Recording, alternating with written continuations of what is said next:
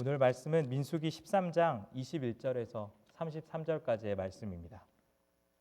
민수기 13장 21절에서 33절까지의 말씀입니다. 말씀은 제가 한 구절, 여러분이 한 구절씩 읽고 마지막 구절은 같이 읽도록 하겠습니다. 민수기 13장 21절에서 33절에 있는 하나님의 말씀입니다. 이에 그들이 올라가서 땅을 정탐하되 신광야에서부터 하맛 어귀 르홉에 이르렀고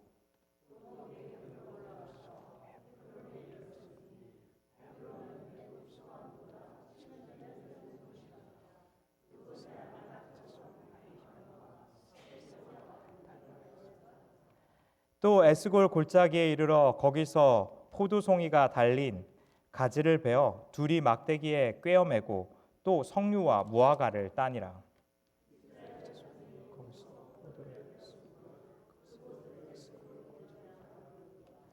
40일 동안 땅을 정탐하기를 마치고 돌아와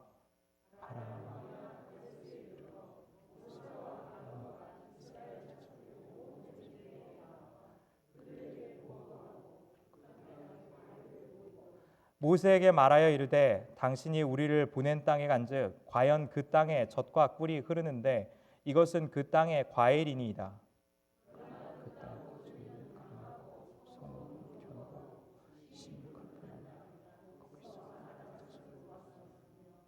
아말렉인은 남방 땅에 거주하고 헷인과 여부스인과 아모리인은 산지에 거주하고 가나안인은 해변과 요단가에 거주하더이다.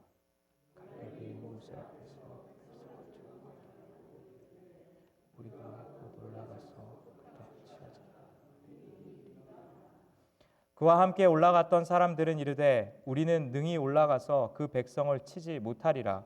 그들은 우리보다 강하니라 하고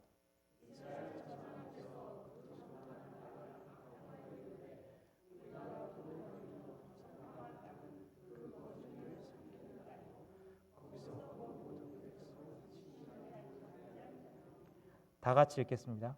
거기서 네피림 후손인 아낙 자손의 거인들을 보았나니 우리는 스스로 보기에도 메뚜기 같으니 그들이 보기에도 그와 같았을 것이니라. 아멘.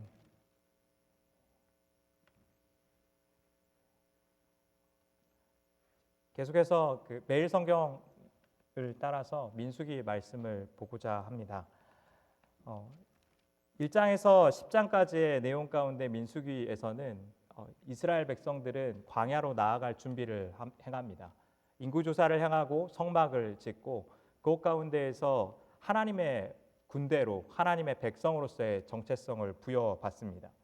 11장에서부터 광야로 이스라엘 백성들은 향하게 되는데 그 여정 가운데 나타나는 것은 믿음의 삶이 나타내는 승리의 일들이 아니라 계속되는 불신과 실패에 대한 역사입니다.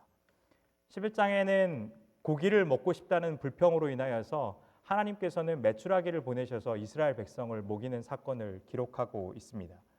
12장에서는 미리암과 아론이 모세가 구스 여자를 취하여서 결혼했던 것을 근거로 그를 비방하게 되고 이로 인하여서 미리암은 나병에 걸리는 심판을 받게 됩니다. 13장은 이러한 이스라엘 백성의 불평의 극치를 말하고 있으며 이스라엘의 광야 여정 가운데에서 가장 중요한 사건 중에 하나를 소개하고 있습니다.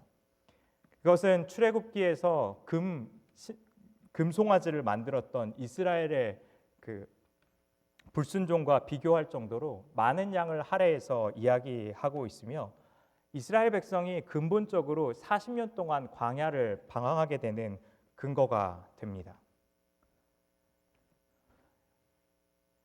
이 오늘 말씀 가운데에서 13장은 가나안 땅에 이르러서 그곳에서 정탐꾼 12를 보내게 됩니다.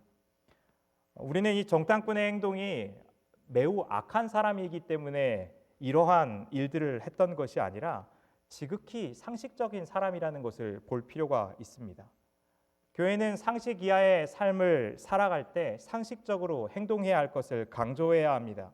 하지만 우리가 기억해야 되는 것 중에 하나는 상식적인 삶에는 구원이 없다는 겁니다. 성경이 우리에게 요구하는 것은 상식을 따라서 사람들이 우리에게 기대하는 바대로 행동하는 것이 아니라 믿음의 삶을 살아야 할 것을 요구하고 있기 때문입니다. 첫 번째로 우리는 열심을 넘어서 믿음을 선택하며 살아야 합니다. 오늘 말씀에 읽진 않았지만 13장에서는 각 지파에서 지휘관된 자 한 사람씩을 보내라고 이야기합니다. 또한 3절에 보면은 이스라엘 자손의 수령된 사람을 정탐꾼으로 삼았다는 것을 이야기하고 있습니다. 심지어 4절부터는 이 정탐꾼들의 명단을 소개하면서 각 지파에서 어떠한 지도자들이 뽑혀서 정탐꾼으로 나갔는지를 기록하고 있습니다. 하나님께서는 이스라엘 지파별로 이 12명의 사람들을 세워서 가나안 땅을 정탐할 사람들을 보냈습니다.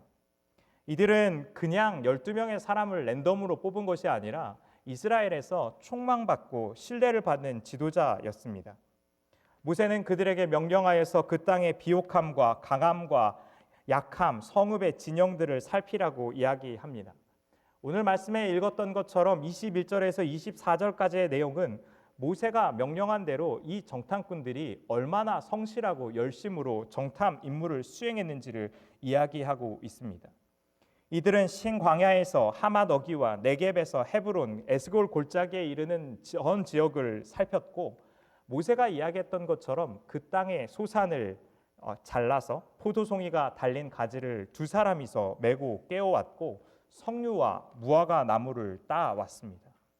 모세가 명령한 대로 그 땅을 면밀히 잘 살폈을 뿐만 아니라 그 땅의 비옥함을 증명할 수 있는 근거도 잘 챙겨가지고 왔다는 겁니다. 정탐꾼들의 정탐은 성실했고 모세의 명령을 따라서 그 땅의 과일을 가지고 오는 일도 수행했다는 겁니다. 성실함은 가졌으나 이들의 뒤에서 나오는 평가들은 믿음이 없는 리더라는 것을 오늘 본문 말씀은 지적하고 있습니다. 이스라엘 공동체의 실패는 정탐꾼을 보고를 받아들인 이스라엘 백성의 반응들을 보았을 때에 지도자만의 문제를 말하는 것은 아니었습니다. 이스라엘 공동체 전체가 믿음을 따라서 하나님을 따라 살아가는 것이 아니라 그저 자기의 생존만을 위해서 살아가고 있기 때문입니다.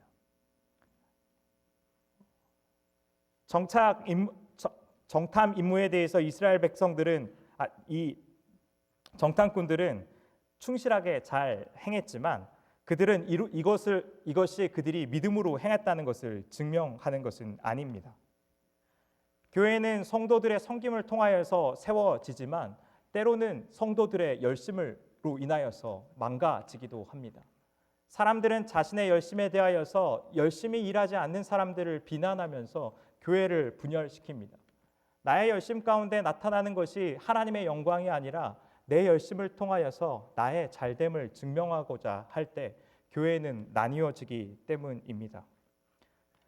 또한 이 말씀은 지도자를 키워내는 것이 교회 공동체 가운데 얼마나 중요한 일인지를 이야기합니다.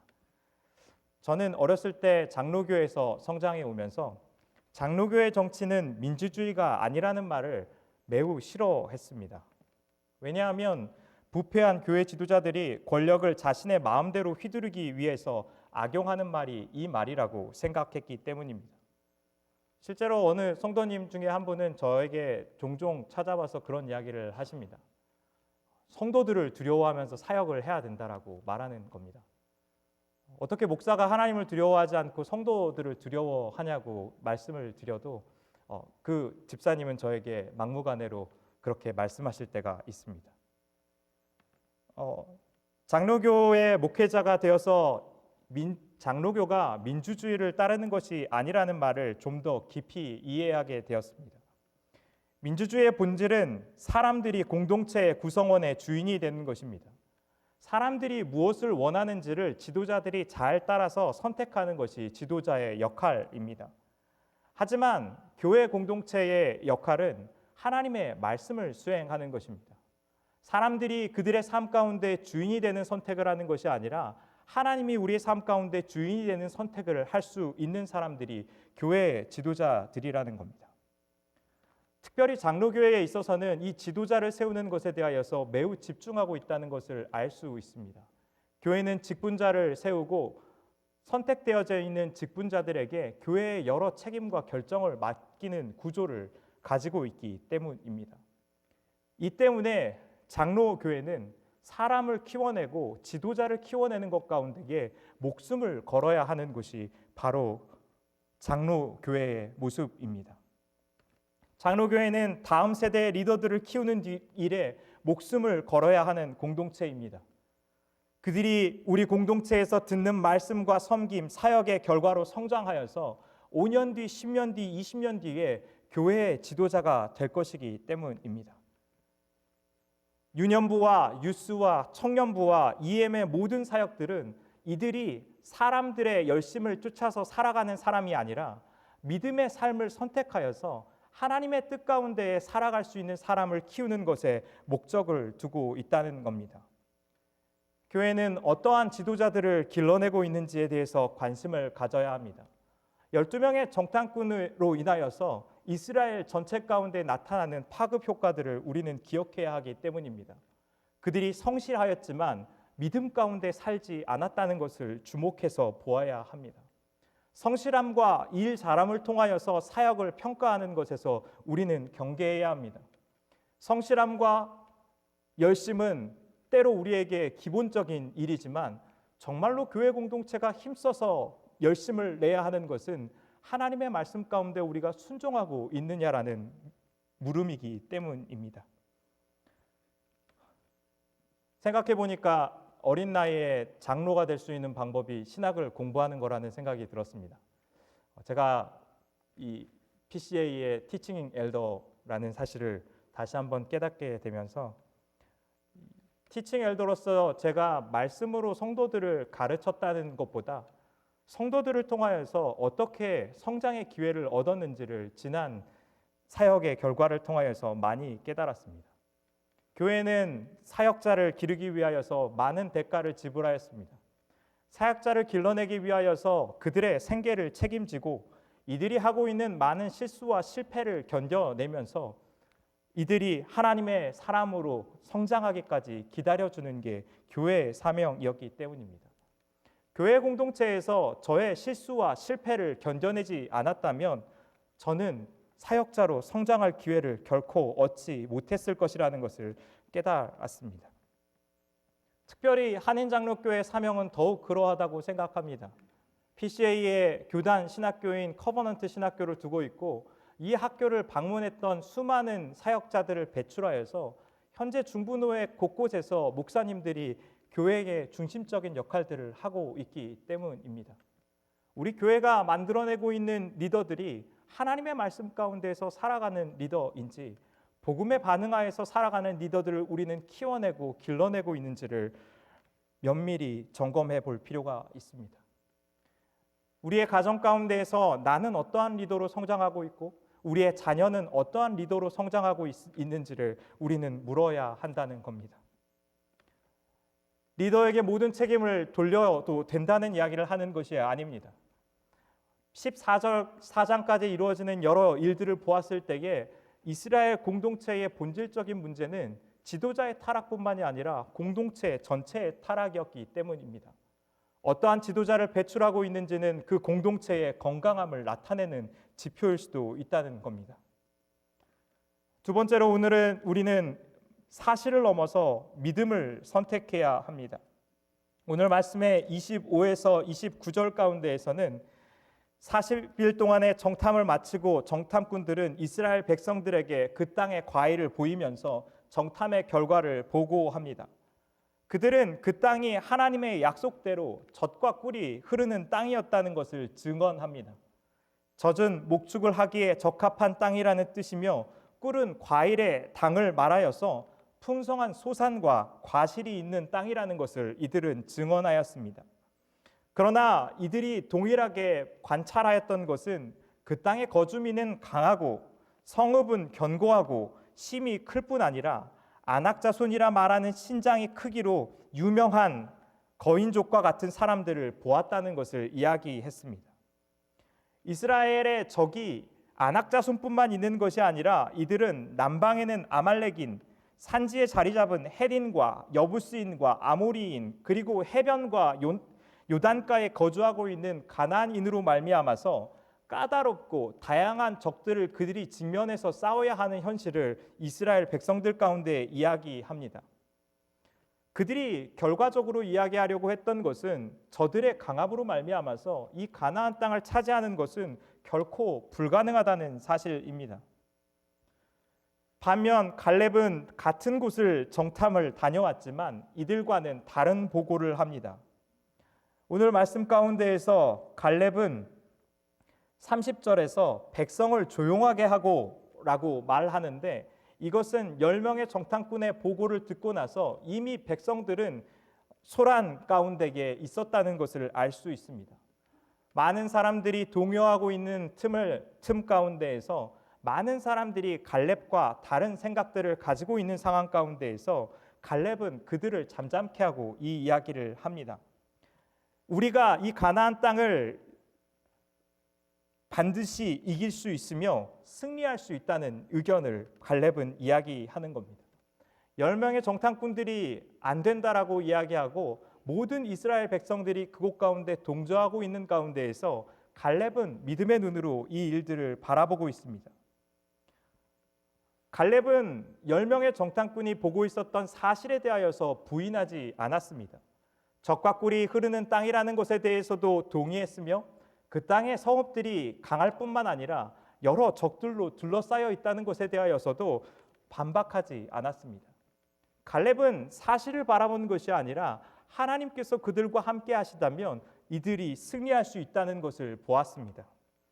이스라엘의 승리는 적들의 강함에 있는 것이 아니라 하나님께서 이스라엘 백성들을 그 땅 가운데에 들이시기를 원하시느냐 원하시지 않느냐에 달려 있다는 것을 갈렙은 이야기합니다.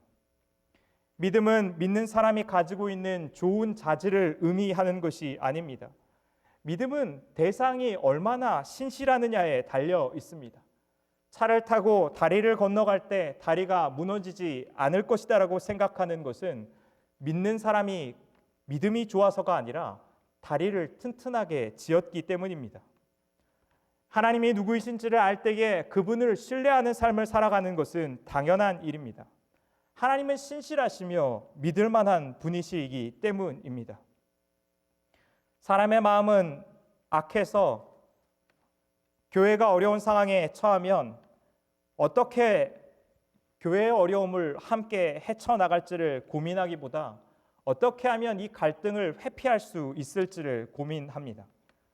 상황을 보면 갈등과 어려움 속에서 과연 교회는 세워져 나갈 수 있을까라는 생각이 들기 때문입니다.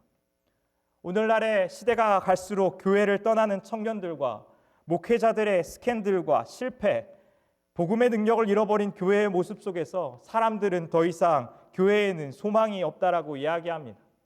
세상은 더 공격적으로 복음을 멸시하고 우리의 믿음을 지키는 것도 버거울 지경에 처해 있습니다. 그러나 우리가 기억해야 하는 것은 우리의 믿음과 소망이 세상의 상황에 달려있지 않다는 겁니다. 세상이 우리를 어떻게 애워싸고 있고 세상이 우리를 어떻게 둘러싸고 있는 것이 아니라 교회의 소망인 교회의 머리이신 그리스도께 있다는 겁니다. 상황을 보고 교회의 미래를 결정짓는 것이 아니라 교회를 인도하시고 이끄시는 분이 주님이시고 우리의 믿음의 대상이 그분이시라는 것을 우리가 기억해야 한다는 겁니다. 저는 목회자이면서 종종 그런 이야기를 합니다. 주님 교회니까 주님이 알아서 하시라고 말합니다. 이것이 때로 믿음의 고백일 때도 있지만 많은 경우에 이 마음은 하나님을 향한 사랑 없이 내뱉는 말이 될 때가 많이 있습니다. 나는 잘 모르겠으니 주님이 좀 알아서 하시라는 말로 할 때가 있다는 겁니다. 하지만 주님을 사랑하게 될 때에 우리는 주님이 사랑하시는 것을 사랑하게 됩니다. 믿음이 없는 사람들 가운데 서서 여전히 믿음을 살아가야 한다고 말하며 반복되는 실패와 절망 가운데서도 주님의 사랑하심 때문에 그것을 포기할 수 없는 것이 믿는 사람들의 삶의 방식이라는 겁니다.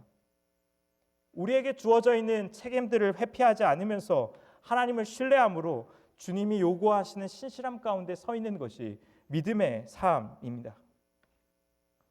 세 번째로 우리는 세상의 정체성을 넘어서 믿음의 정체성을 선택해야 합니다. 갈렙의 주장에 대하여서 이 정탐꾼들은 다시 한번 반박하면서 이야기합니다. 이제는 하나님께서 주시고자 했던 이 땅에 대하여서 악평하면서 이야기한다고 32절은 이야기하고 있습니다. 우리가 두루다니며 정탐한 땅은 거주민을 삼키는 땅이고 본 모든 백성들은 신장이 장대한 자들이라고 이야기합니다.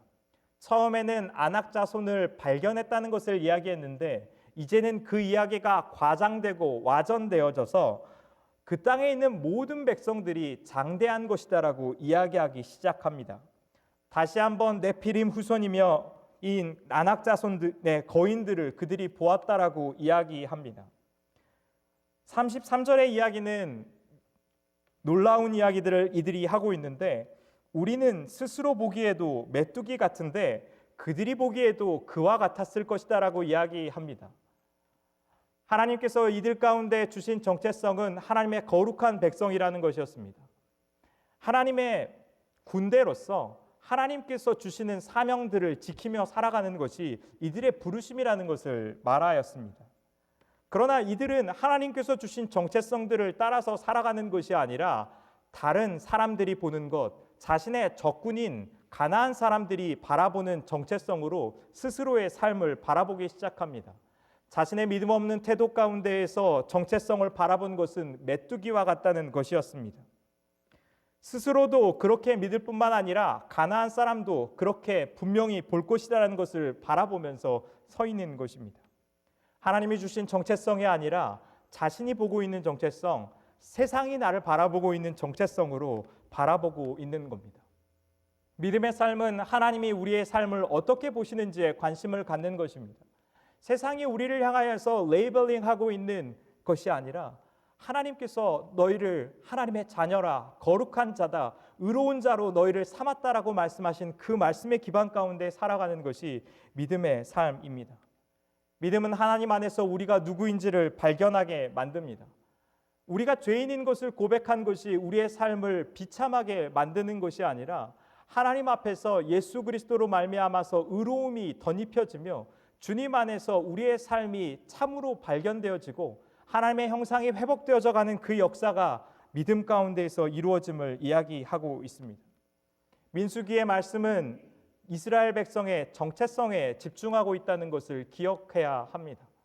이스라엘 백성들을 인구 계수하면서 이들이 하나님의 백성이고 하나님의 군대로 되었다는 것을 카운트하면서 하지만 반복적으로 이들이 하나님이 주신 정체성이 아니라 자신이 보고 있는 정체성, 세상이 보고 있는 정체성 가운데에서 하나님이 주신 사명을 잃어버렸다는 것을 고발하고 있다는 겁니다. 정탐꾼들은 하나님의 약속의 땅을 미리 가보는 특권을 얻었던 사람들입니다. 이것은 모세가 평생을 열망했지만 결국에는 가지 못했던 땅이었습니다. 이들은 그 땅의 아름다움과 풍성함을 맛보고 하나님의 백성들을 그 땅에 대한 소망과 기쁨으로 헌신되어서 나아가게 했어야만 하는 소망을 가진 사람들이었습니다. 이것은 오늘날 그리스도인들의 삶의 모습과 닮아 있습니다. 우리 또한 그리스도의 십자가의 구원과 성령님께서 우리 안에 오심을 통하여서 하나님의 나라가 이미 우리 가운데 임했다는 것을 경험한 사람들이 그리스도인이라는 겁니다. 우리는 하나님의 나라가 이미 우리 삶 가운데 임하여서 그 소망과 구원의 기쁨을 사람들에게 전하며 다가올 하나님의 나라가 완전케 될 때에 오는 그 영광스러움을 말하도록 부름받은 사람들이 그리스도인이라는 겁니다. 우리는 많은 경우에 이 임무에서 실패했습니다. 하나님의 나라의 아름다움과 소망을 말하기보다 지금의 현실에 닥쳐있는 우리의 상황이 얼마나 비참하고 어렵고 실패감에 가득 차 있는지를 말했기 때문입니다. 소망을 말하기보다 절망을 이야기했으며 하나님의 영광의 아름다움보다는 나의 추함을 더 드러내는 상황 가운데 처해 있었기 때문입니다. 하나님의 나라를 선포하고 전하기를 실패했던 우리를 향하여서 하나님께서는 우리의 삶을 책망하지 아니하시며 은혜 가운데 나오라고 말씀하십니다. 이스라엘 백성들을 향하여서 이들은 죽음 가운데 처해지는 것이 마땅했습니다. 하나님의 말씀을 어겨서 그분의 말씀과 소명을 잃어버린 채 이집트 땅으로 돌아가겠다라는 결정을 이들은 했기 때문입니다. 그러나 민수기가 이야기하고 있는 것은 정체성을 완전히 잃어버린 이 하나님의 백성에 대하여서 주님이 인내하심으로 이들을 가나안 땅 가운데 인도했다는 사실들을 이야기하고 있습니다. 성경이 증언하고 있는 것은 이들은 죽어 마땅하였고 이들은 실패했고 이들은 불평했지만 하나님의 신실하심이 그들을 이겼다는 사실을 이야기하고 있는 겁니다. 우리는 많은 환난과 어려움 가운데에서 실패하고 절망하고 낙심하지만 하나님의 신실하심이 우리의 삶을 주님의 구원 가운데 세우는 일들을 오늘도 일하고 계시다는 것을 성경은 증언하고 있습니다. 상황과 처지를 바라보는 것이 아니라 사실을 바라보는 것이 넘어서 믿음으로 하나님의 나라를 소망하고 바라보는 그 역사가 믿는 자들이 살아가야 하는 삶의 모습이라는 것입니다. 오늘 이 자리 가운데에서 우리의 열심을 넘어서 우리가 바라보고 있는 사실을 넘어서 세상이 우리를 바라보는 정체성을 넘어서 믿음으로 하나님의 일하심들을 바라보는 그 역사가 저와 여러분 가운데 있기를 주님의 이름으로 축원드립니다. 기도하